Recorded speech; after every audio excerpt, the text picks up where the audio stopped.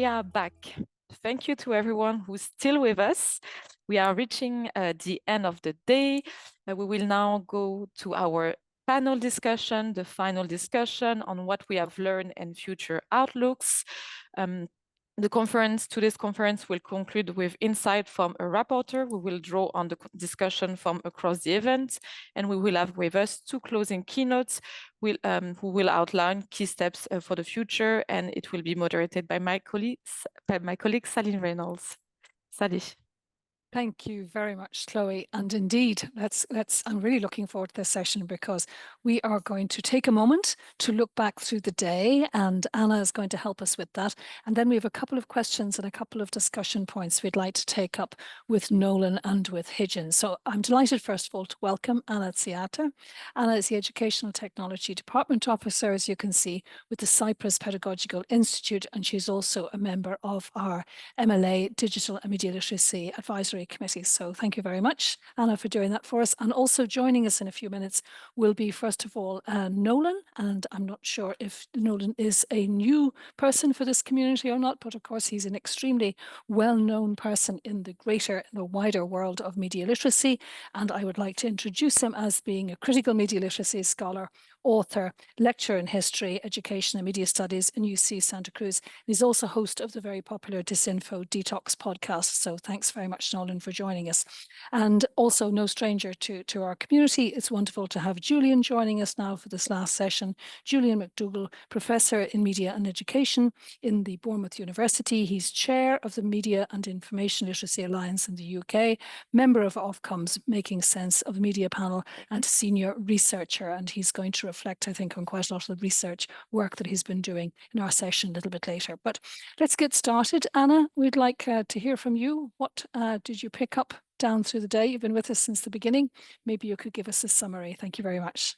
Thank you, Sally. Thank you for the invitation. It's an honor to be in this panel with you and throughout the day with outstanding practitioners, activists, researchers, academics, and policymakers out there who are really doing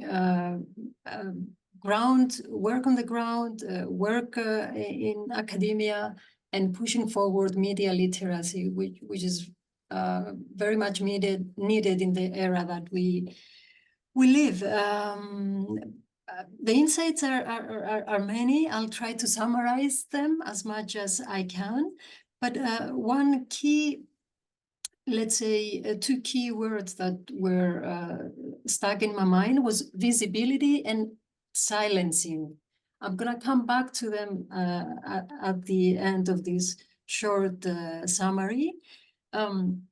Beginning with what Media and Learning Association is doing throughout all these years, and particularly today, like bringing all multi-stakeholders together from different parts of the world and creating a community with a plethora of voices and producing the work that needs to be done by all of us. And in order, of course, to like today, to address the issues of being online, well-being online, and rights online, with a goal to strengthen democratic resilience, individual well-being, and civic participation. Some of the key insights that I've noted down today is slow design, the slow design movement, and how that is rising, not only in the design world, but also maybe in educational setups and in policy making, and how that slow design can help us take a step back, evaluate, and see what the best way forward is. Another key insight was the cross-generational mentoring and discussion that was raised I think, in the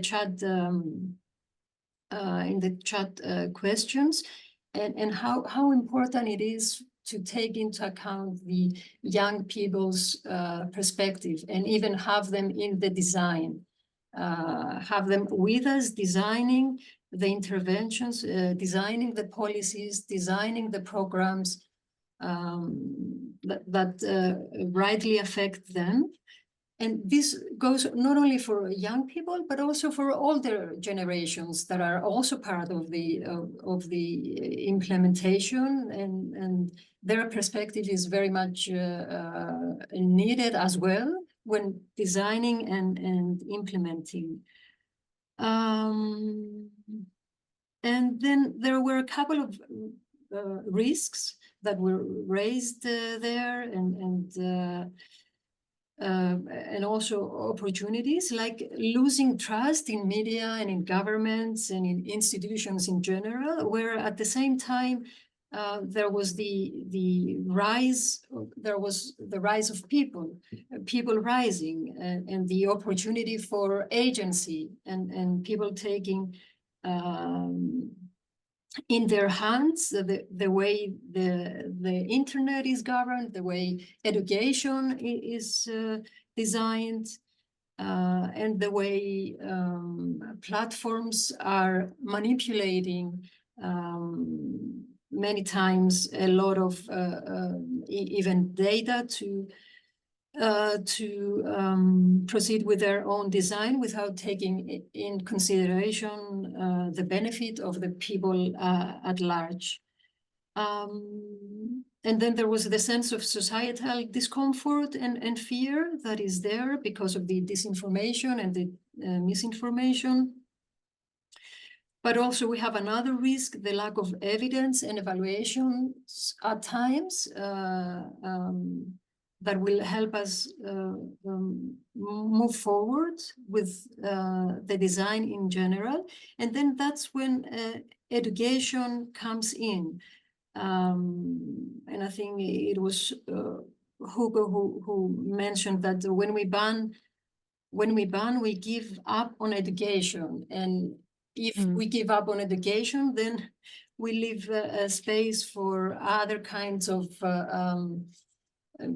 political, other kinds of relationships and ways of being a citizen, that banning democracy in a way as well. And another key, I would say that key insight that I take from this very rich day was connecting consciousness and the rise of consciousness and evolution of consciousness with media literacy. That here we're not talking about media literacy as a specific, let's say, sector of existence, but in existence in general, of how that addresses to all aspects of us being human and experiencing being human. And maybe to come to a conclusion would be to center on hope, vision, and leadership. That was mentioned during one of the presentations, that this is what comes out of practicing, being out there, raising our voices, and especially not being silenced, and giving the opportunity to ourselves, but also to others, for visibility. This is a community of practitioners that needs more visibility, and we need to fight for that. It's part of the activism that is happening in this association, and I'm very happy to see this grand picture being unfolding today. Thanks, Anna. And that's kind of a hopeful note for us to go into our discussion now. So thank you very much. And indeed, it'd be very nice to see if others have got key takeaways they'd like to maybe put into the chat of things that they would particularly take away from today, or points that have really struck them. We're very happy to highlight that for everybody as well too. So thanks, Anna, and you're going to stay with us as well. But I'd like to come first of all to Nolan. So Nolan, thank you for joining us. It's a little bit early in California. I hope you've had a chance to have a cup of coffee. So you're ready for the day. It's just that you probably, I mean, you haven't been with us during the day, but you know we've been discussing a lot here in our part of the world, and I think you have too, that a lot of the discussion about media literacy these days is about the fight against disinformation. So it's, you know, you talk about fake news, we talk about disinformation in Europe, but essentially it's the same thing. And it's very much about that. And there are people in the media literacy world who kind of worry about that. They think, that's too narrow a focus. And if we go too far down that road, we're leading ourselves into difficulty. And I just wondered what your thoughts were on that, particularly with your perspective from North America. Yeah, thank you very much, Sally, and thank you all the organizers of the conference. This is a great opportunity. Happy to be here, and I've had my coffee, so I'm feeling good for the start of the day. Yeah, it's a really great point.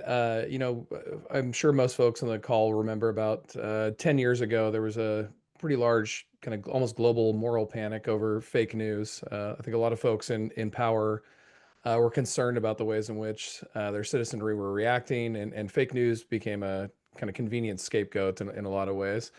And numerous solutions were offered, certainly, and media literacy was one of them.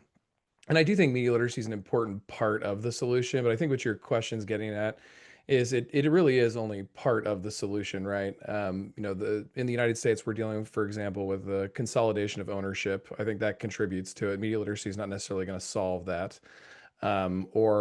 We've really started to erode a lot of our civics offering and education. Media literacy won't solve that per se. So I think there's a lot of other work that can be done in addition to media literacy, but I think it's an important part of the solution.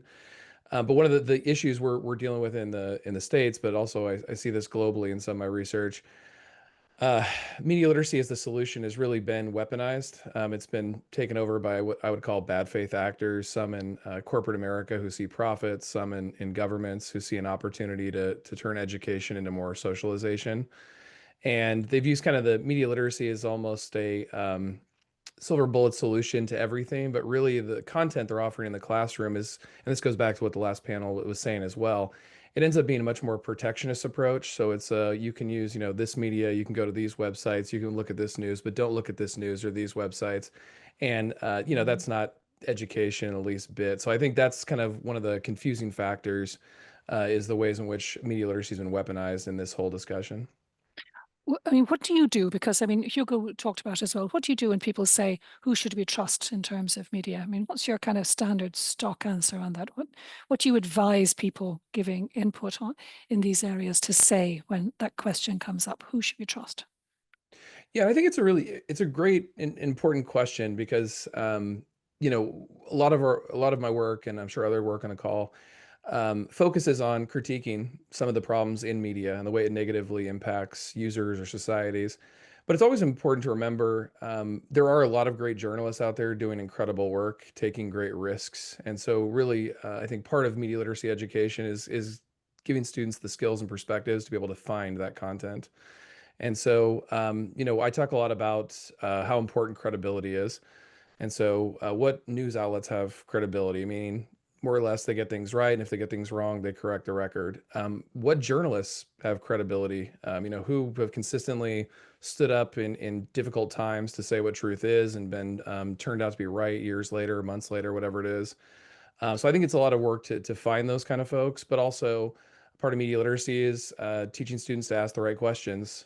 So, you know, who publishes this? Who owns it? What conflicts of interest are here? What messages are here? What sources have been included? What sources have been ignored?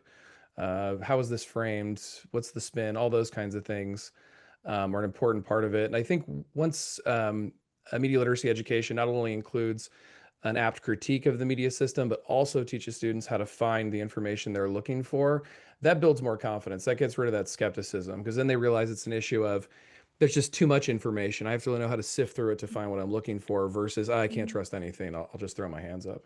Yeah, we talk a lot more about participation as opposed to persuasion as an approach. It's only when young people are involved in participatory activities they understand how things really work. Nolan, you'll stay with this, but maybe I could bring Julian in.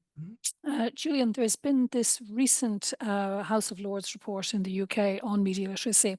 And I just wondered, just from your perspective, if you could say a few words on how you think media literacy, based on the outputs of that report, can foster social cohesion, while of course addressing the risks that we all know about. Yeah, thank you. So first of all, I just want to say, like, having listened the whole day, it's like very important projects being shared. So I feel a little bit like unworthy to kind of come along at the end and say some kind of grand things. So first, just want to nonsense. Don't worry. It's been a great day to hear about really important work, both at kind of grassroots level, but also some really kind of overarching existential work as well around AI and media. So media literacy. I also agree with what Nolan said actually about those tensions around trust and those issues as well. But to answer to your question, in the UK, we have this maybe strange moment where there's a kind of broad consensus across regulations. That's Ofcom, UK government, as represented by House of Lords report that Sally just mentioned, and also educators about the kind of the position of media literacy and the kind of efficacy of media literacy for certain things. But to answer your question, it's very much at the level of media literacy should and can and could do these things for social cohesion. But I worry often about the assumptions at what I call the capability to consequences threshold. And it also speaks to some of Nolan's points about trust as well, because there's a potentially dangerous assumption that people who are media literate and have these capabilities then will action those capabilities for the pursuit of social justice, when often evidence is to the contrary. So we have a good moment in the UK where media literacy has its moment, has its place. It has government and regulatory support and endorsement.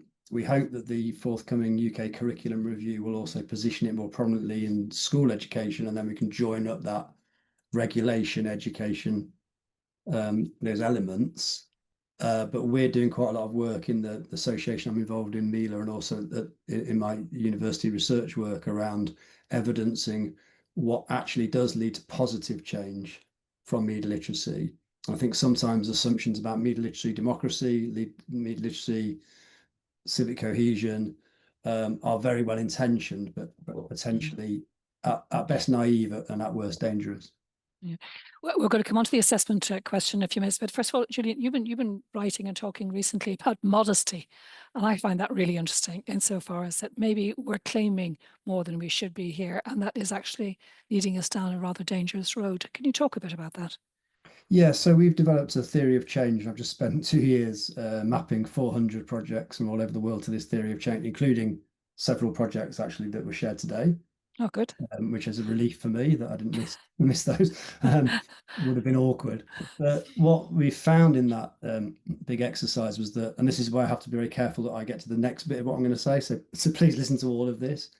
Only 6% of those 400 projects had manifest evidence of positive change. But that was because of the way that our projects are funded and the way that our evidence is captured kind of in the moment. So I think even today, some of the great work we heard about, the evidence of, for example, reduction in conspiracy thinking, people saying that they intend to check for alternative sources. That's really rich evidence, but it's latent potential because we don't have the funding for longitudinal work. We don't do control group comparisons. So when I say only 6% of media literacy projects from the 400 demonstrated manifest evidence, it doesn't mean there isn't evidence. It means that we haven't been able to evidence it. So the things that we're calling for really are two things to respond to Sally's question. One is this idea of like productive humility. So claim less, change more, right? So focus in on what you can actually generate evidence of in terms of positive change from your project, and then encourage other people to replicate that, scale that up, apply for more funding. So we're all doing something similar, at scale. So we actually manage to generate that evidence. And when I say claim less, what I mean by that is, okay, of course we want to say media literacy will, change the enable the world. next generation to, be more democratically engaged, but you're not going to evidence that. So what can you evidence is a capacity shift. So you can change more if you claim less. Doesn't mean you're less ambitious. It means you're more precise. Yeah, I mean, of course, what you're saying is terrifying for everybody who put in project proposals for European Commission funding, etc., because you have to claim a lot. And the system is stacked against you then from that point of view. And I see Hugo cheering as well as a few moments ago in terms of, and I think on behalf of practitioners, this is really tricky. So I don't know at the moment, there is certainly there's an atmosphere in Europe that, media literacy is going to change the world and we're all going to be much better off because of it. And we're going to solve the disinformation difficulty. What should we, I mean, I could put that to both of you, both Nolan and Julian, how should the community react to that? Should we try and, take on board the kind of wordings that you're giving us, Julian? Or does that just mean we're not going to get the funding to do the jobs that we want to do? Maybe I could start with you, Nolan. Any advice you can give us? Any thoughts on this? I can't think of too much advice to deal with the funding models as they are from inside. I mean, I think the process needs to change, and I concur with everything that was said there. Usually the lack of longitudinal data seems to work against the integration of media literacy and often taking some of the programs seriously. At least, I think one way is do what you can in terms of through like nonprofit work and things like that. Folks who do this work can be a way to get longitudinal studies, but beyond that, I think it's really a systemic change, like you were mentioning, Sally. Julian? Yeah, I really didn't intend it to be terrifying. That's not what I wanted to come in and do at the end. And also, I just don't think it needs to be pessimistic. It's more about precision. So in a funding application, you can say, we are going to make this really positive change, but you're very focused on what that's going to be. Now, okay, I understand the funders want solutionism, and obviously I spend my life bidding for tenders and projects, so I have to operate in the same kind of discourse as everybody else, and I'm no different.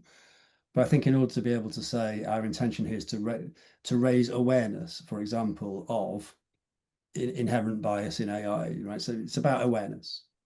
You're not necessarily then saying that's going to lead to these people that are our participants, changing all of their behaviors in the long-term future. And it's not going to create an entirely kind of AI literate society. It's going to raise the awareness levels of a particular cohort of people, but it's going to do that in a really kind of robust and rigorous way. And so that's still optimistic, and it's still offering a solution, but it's not it's not over claiming what the onwards trajectory of that will be. Julian, you were with us this morning. It was a bit too early for Nolan, but you were with us this morning when the Nordic study was presented in terms of being, a serious cross large sector, a study that's got an awful lot of thought has gone into it in terms of figuring out what the state of the population is. I mean, how valuable and how extensive do you think those kinds of surveys are for media literacy practitioners? Very, very valuable, and it's a real good reference point. And the House of Lords report you mentioned cites Finland, straight away, and we know that there's evidence of a particular intersection of literacy, trust, and kind of a positive mindset around, let me say, expectations, values for a media ecosystem that we see across Nordic region. So very valuable to have that evidence capture. I also know from a recent trip to Helsinki and speaking to colleagues from Iceland that it's actually more different than you might think across the region, which I think is also really interesting as well. And context is really important in different kind of Nordic settings. So I think what looking at this from the UK, what's important to do is to say this is really rich evidence of the role media literacy can play in this part of the world where we can see this success, or we can see this positive framework, if you like, that seems to be shared across there. But we have to understand, and of course saying this in the UK all the time, that Finland and the UK are very different for all kinds of reasons. The status of education, the perhaps existing levels of trust in professional media.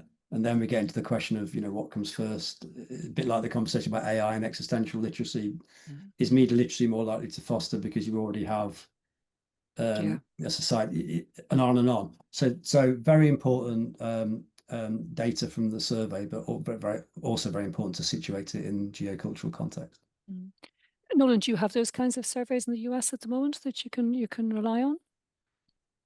No, we do not have really anything that major. So, like I was mentioning with the nonprofits or independent agencies, sometimes we'll do it, but we don't have anything at like a governmental level. So sometimes like Media Literacy Now as an outlet that'll do it in the States, I think once every 5 years or something like that. Yeah, interesting. You have to kind of look at the comparison, of course, from one to the other. If I could maybe just move you on then to evaluation, I wanted to talk a little bit about assessment, and maybe start with you, Julian, because this is, of course, at the heart of the work that you've been doing, particularly recently. You know, and you've been with us the whole day as well too. I mean, what do you think of the general status of how we're all tackling evaluation these days? You can advise, of course, and point us towards resources, but I'd just like to kind of get your take on it at the moment. I think it's in the last 5 years or so, it's become a much more rigorous element of media literacy work. And we have, I think, an interesting and healthy balance of quantitative and qualitative evidence. But however, I'm not going to repeat the same points again. What we're lacking is the onwards impact of the work. And so we tend to collect testimony evidence from participants. Of course, then we have risk of confirmation bias, including my own work. You ask people, how effective was my workshop? It was really effective. I mean, it was brilliant. But I think that intentionality. So again, in this theory of change, we talk about capability consequence threshold, but we also talk about latent manifest threshold.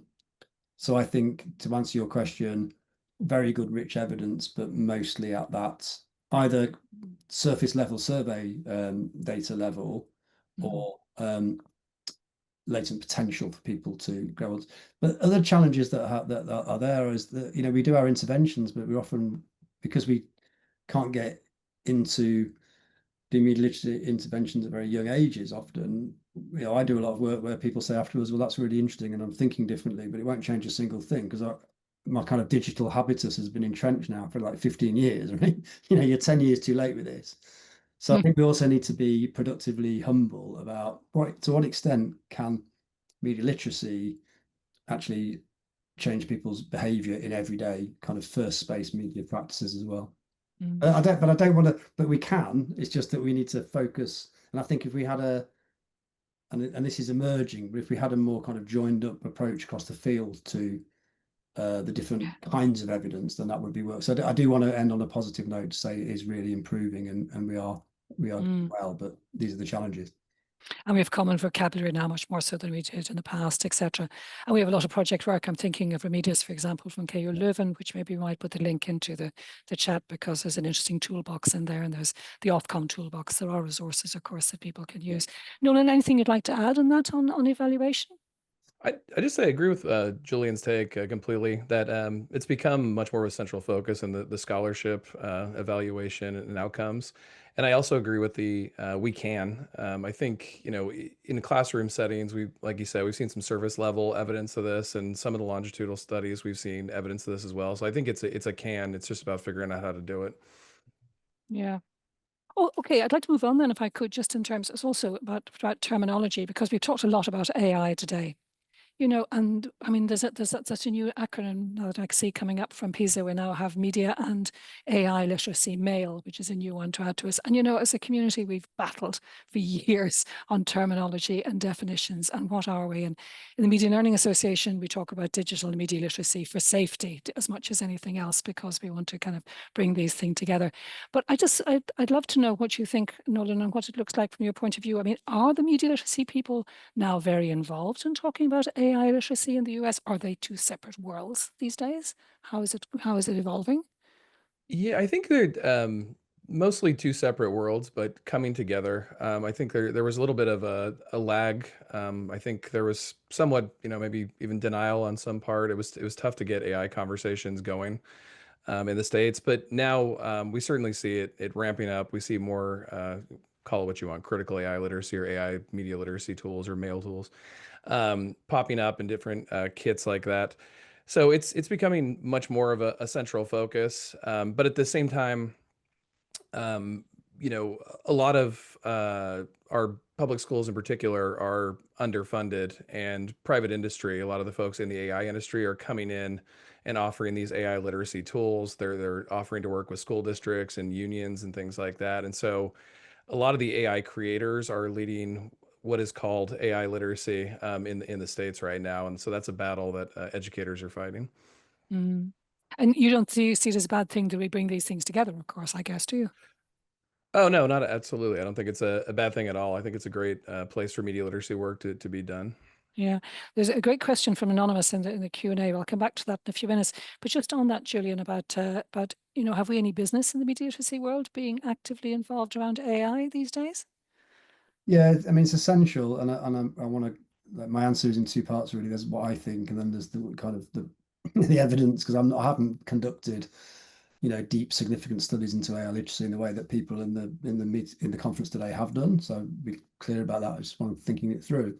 I mean, it's impossible to have a conversation about media literacy in the UK now without AI. It's a big part of it, and Ofcom are still sticking to their kind of framework, which is media literacy for AI. But there's so much conversation now about whether this is a different space, AI literacy, and I worry about that. So I'm still holding on to my kind of Richard Hoggart 1950s idea that no matter what the tech, no matter what the media, the thing is about how do we use our literacy and how is our literacy used by others, that dynamic intersection. And I still believe that can stretch all the way to thinking about, Gen AI, etc.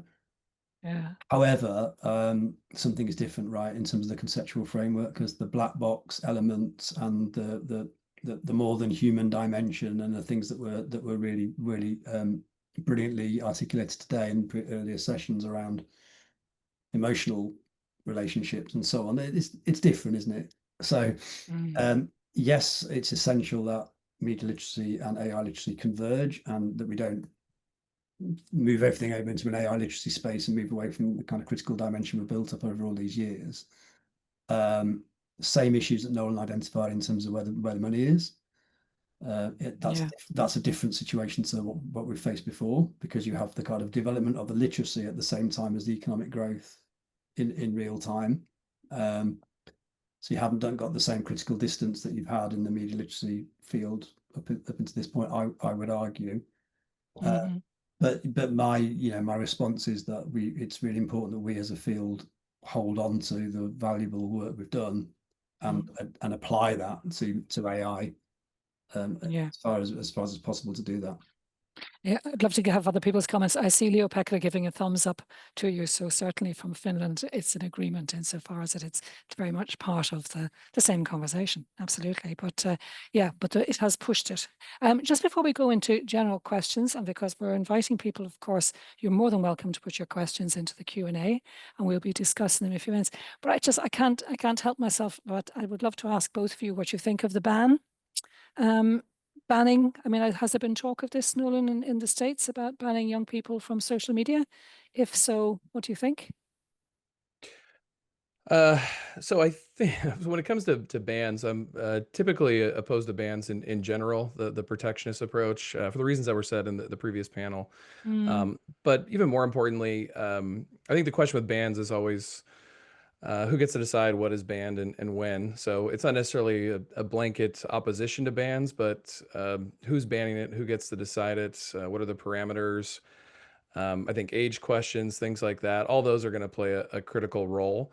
What we've seen, I think, in the US, are schools are trying to ban smart devices in the classroom as a step toward banning some of that social media access. And at least some of I'm not an expert on this, but some of the studies I've seen have actually said that it's mostly parents who are pushing back in the States, not kids in the classroom, against these types of bans, which adds a interesting element there as well. But generally, yeah, I'm not really supportive of bans. I think the problems with social media are who owns it and what purpose it's been designed for. These are massive corporations who are seeking to collect data from young people and maximize profits, and they use tricks from the gambling industry to keep young people addicted to their phones. I think those might be more issues to address from like a regulation perspective than just taking things away from kids or taking away what could be a more useful form of social media. That's a good exercise in the classroom that I always ask students to do is, let's imagine what a social media would look like that actually served our needs or improved our world. What would it look like? So I think that might be a better route than bans, in my opinion. Yeah, there's been, you've probably seen that as well too, Julian. It's been very interesting from Ofcom, the new recommendations that they have for platforms about media literacy by design built into the platforms, which I think is worth having a look at if people would like to know more about how that could be done. Very practical suggestions. Julian, I guess you're not a fan of a ban either, are you? No, I just agree with everything Nolan said. Also, just to add to it, that of course, if you look at like a smartphone ban in school, then takes away the kind of scaffolded critical education experience that the most vulnerable people might need. So it actually also, I think, exacerbates the problem.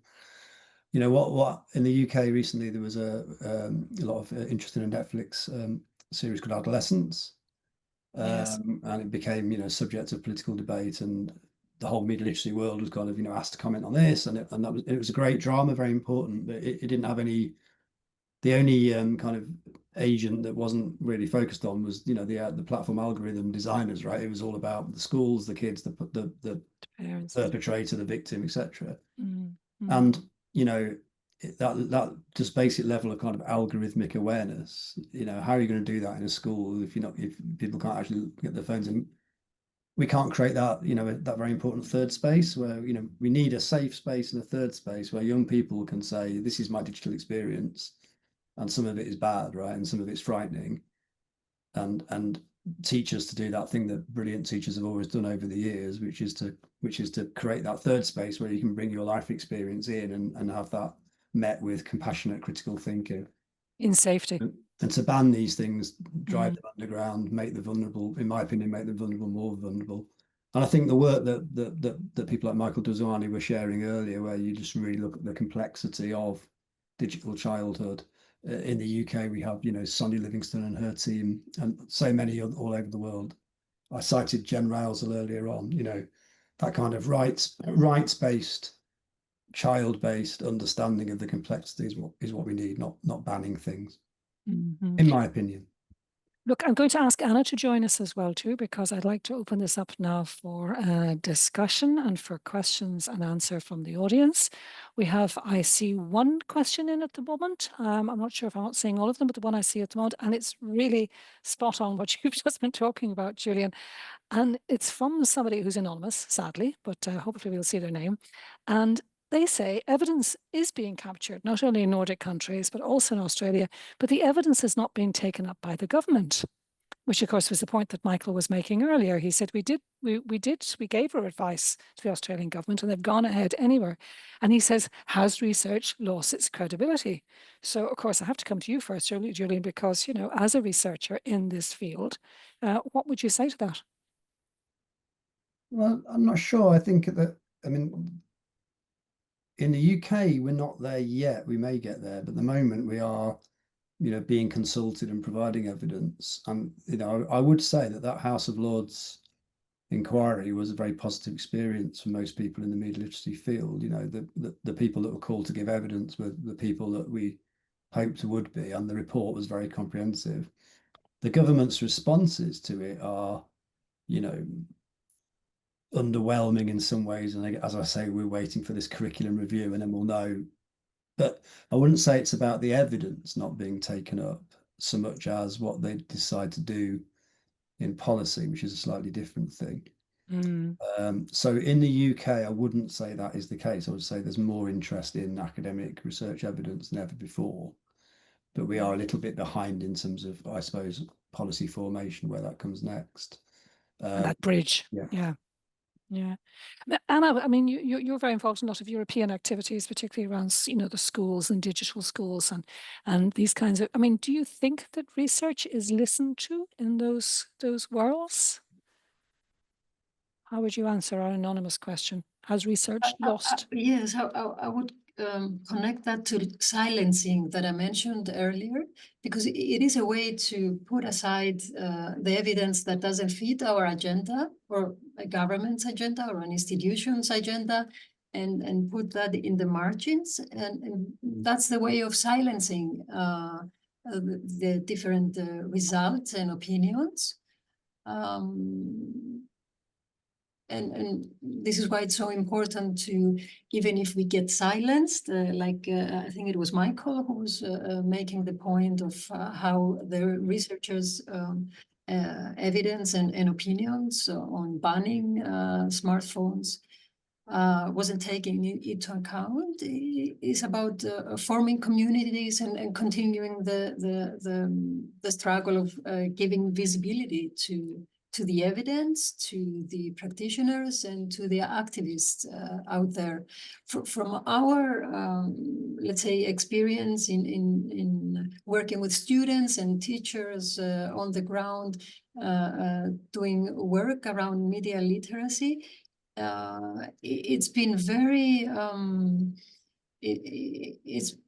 it's been very important to see how the work really matters and how teachers appreciate the work that is being done. But getting across the policies, getting across the relevant ministries, it's always difficult. It's not easy because there are let's say some standard opinions there that it's very hard to move them aside and present something new. So what comes to my mind is about, somebody talked about imagining and reimagining how the whole system could work, and that touches upon our relationships and of course education, our relationships to the government and the whole societal system. So it's all about restructuring and reimagining, first of all, education. It's been out there for so long, and it needs to be restructured, taking into account the focus on child, the rights of the child, and of course, all kinds of rights. Yeah. Well, and just on that, where do you start, do you think? I mean, Anna, you're the head of the Pedagogical Institute in Cyprus. Where do you start that process of change? You started by grassroots. You started with the students. You started with the teachers who are experiencing it. So then they will ask for this kind of changes. Yeah, it's very difficult to start it from bottom top down. Yeah. Okay. No. What about that question then about research not being taken seriously? Do you suffer from that in the States as well?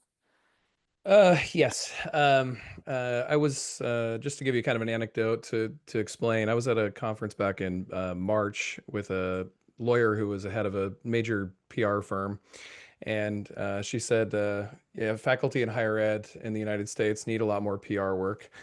And I think what she was speaking to, they've been higher ed faculty have been scapegoated across disciplines in the United States, and it makes it increasingly difficult for the research to be taken seriously. I mean, to Julian's point, yeah, there are people still in government, and to Anna's point, there's still people in education, of course, who take these studies very seriously, practitioners in particular. But overall, I would say that scholars in the United States right now feel underappreciated in a lot of respects, and not really in the conversation, unfortunately. It's a slow process, research, isn't it, Julian? Is that the issue? Yeah, to do decent research. Yeah.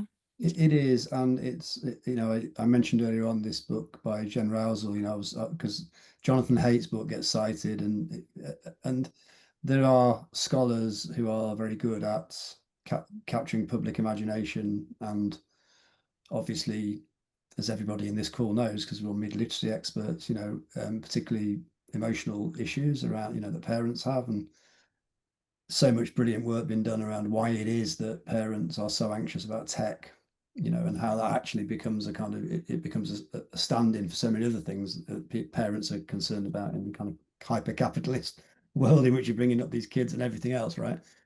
And if you can produce a piece of academic work which diagnoses the problem in a way that makes everybody think, okay, right, smartphones, or you're obviously going to have an advantage to somebody else who's going to do an ethnography like Jen Rousel, where you find out that every single person who lives on one street has a very, very different relationship with screens. And even that one person has about 15 different relationships with screens on any one given day, depending on it. And that's not going to be a good sell, right, for a piece of research. But if you can find a way of saying, in scientific fields, natural sciences, people spend a lot of time understanding things very, very deeply, right? So then you can think about answers and solutions. And I think that's the challenge we have. It's just what we're trying to do is just so complicated. And yet the need is to catch the attention of a policymaker in, what's the rule of three? What do you need? What's it going to cost? And how do you do it? And that is the third is how do you do it? Okay, I was trying to remember what the third one was. How do you do it? Indeed. Another question and this is picking up on the point earlier about effort to counter disinformation is increasingly emphasize societal resilient and more activist type organizations become involved. Are we risking moving away from education-based approach, or can these two goals be pursued together? Because that's something that's very close to our hearts, the Media and Learning Association, because of course, learning education is where we're about. So I'd just like to come to each of you just with your thoughts on that. Do you think there's a risk here that we're moving away from an education-based approach? There's a bit of a kind of a feeling of, oh, the schools are doing everything at the moment, they're all fine. So really we need to concentrate on everybody else. Is that a danger, do you think? If I could come to you maybe first, Nolan? I don't know if we're necessarily moving toward that. I mean, I think there can be a both and, right? Have it in the formal or traditional education structures, and also have activists or nonprofit organizations work in this space. Particularly in the United States, at least until the early 2000s, it was difficult to get folks to even recognize what media literacy is. And so a lot of the work to raise attention to media literacy or media literacy curriculum was done by nonprofit organizations. And that goes back to what Anna was saying earlier about the grassroots approach. Is really critical. So I think those activist organizations, I think, are ultimately a plus. I don't think it necessarily needs to be just the activist organizations. But I mean, also, it depends, I think, on an approach to education. To me, I look at education, particularly critical education, as a form of activism. It's necessary to build that grassroots and get that next generation. And I think a lot of speakers have so far talked about how it's a long process. I know Anna emphasized that a second ago. So it is a long process, and I think education's a very important component of it. So I kind of always see activism and education tied together. Okay. Anna, what about you? Natural buddies, activism and education? Of course, they go hand in hand. I don't see it any other way. Okay, so you don't think there's a danger that we're running into these days with the kind of, talking about societal resilience, which is sort of this broader topic than education. You're not worried about that, no?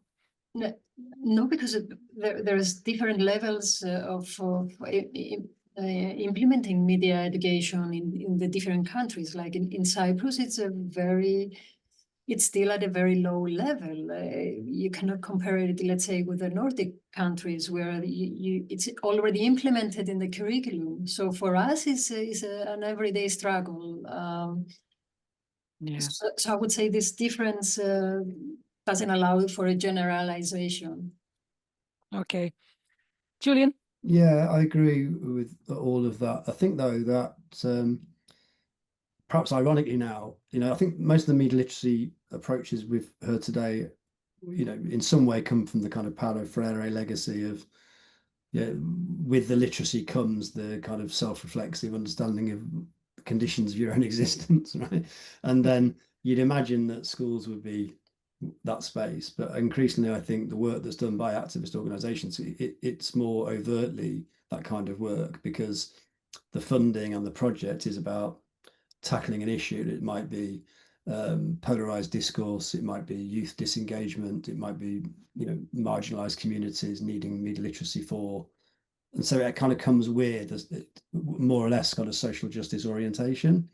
In the UK, the education space is very constrained, and the curriculum is very, very prescriptive. It was changed by previous government and kind of taken back a little bit. So it's very kind of Shakespeare, Kings and Queens, British values, memory recall. And at the same time, there's this, but we need media literacy because of all these problems. And what is very hard to find the space for is that kind of rich, slow activist, critical thinking, so that one can, understand one's existence in a way that's more likely to make you want the media ecosystem to be a better place. So absolutely agree, both go together, but sometimes I think it's ironically easier for people who are activists to do that kind of education work because the premise is already kind of baked in. And it is, of course, long term. I mean, we see this happening in schools all the time. You know, you'll have one project, you know, that lasts 2 hours for the whole year, and that's your media literacy ticked, and that's it. So it's a kind of it's a concern, I think, for everybody in terms of just, you know, slow, having the time, having the resources. Look, we're coming, I think, more or less to an end. I think everybody's a bit tired. It's been a very long day. But I just want to ask each of you if you had any final thoughts you wanted to share with us based on what you've heard today. Key takeaway, something that you thought, that makes me think slightly different. It's a bit hard on you, Nolan, because you weren't with us the whole day. So I'll leave you as my third. And I'd like to maybe start with Julian. I mean, is there anything that you kind of thought today, that's really, really interesting. I take that away now, and I'm going to want to do something about it, or I'd like to think more about it. I already knew a lot about the work in Australia, but I was really interested to hear it presented in that way. And I was fascinated by the presentation on kind of AI and emotional, you know, because that's new learning for me, to kind of see that being positioned as a media literacy endeavor was really fascinating.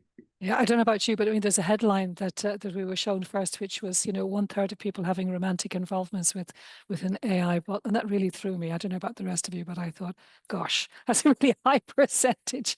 So maybe that's what I take feel away. like I'm missing out. Maybe I should exactly. I think we'll get all involved, be right? wondering about that. Anyway, thanks very much. Anna, what about you? You're our rapporteur for the sessions. Any one thing you take away from all of this?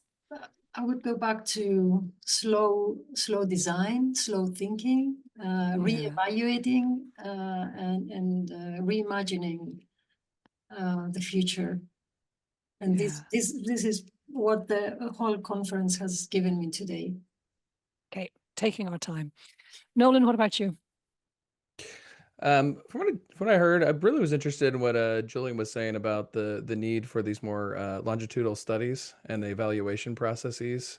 Yeah, I think that was an interesting conversation to kick off because, till Julian said, I hadn't thought about kind of the recent rise in that scholarship. So I think that's probably one of the most interesting things that I heard. But I also like the reminder from Anna about the grassroots portion of education, kind of building that foundation for the activism. I think that's a critical lesson, and in, shall we say, these difficult times, it's a good reminder for the type of work we do. So I appreciated that.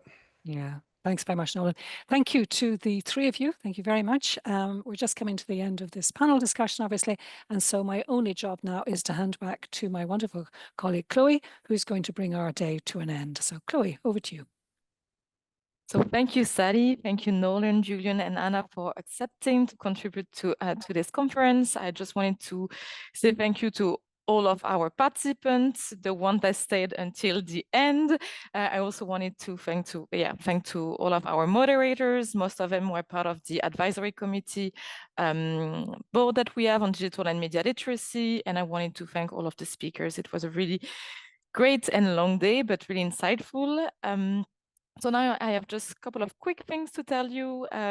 So first of all, if you want to join us again next month and in December, we have 2 more events lined up.